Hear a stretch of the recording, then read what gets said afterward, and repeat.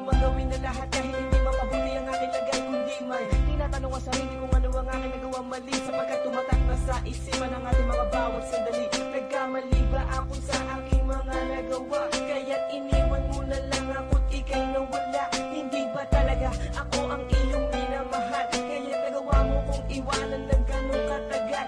Aking mahal, panalangin sa Diyos na ako'y iyong ibigin, at ang nilalaman ng awitin na ito ay dinggin. Sabihin mula man sa akin na sa kanya ka na nga masaya. Pangako sa'yo, lalapitan kita upang sabihin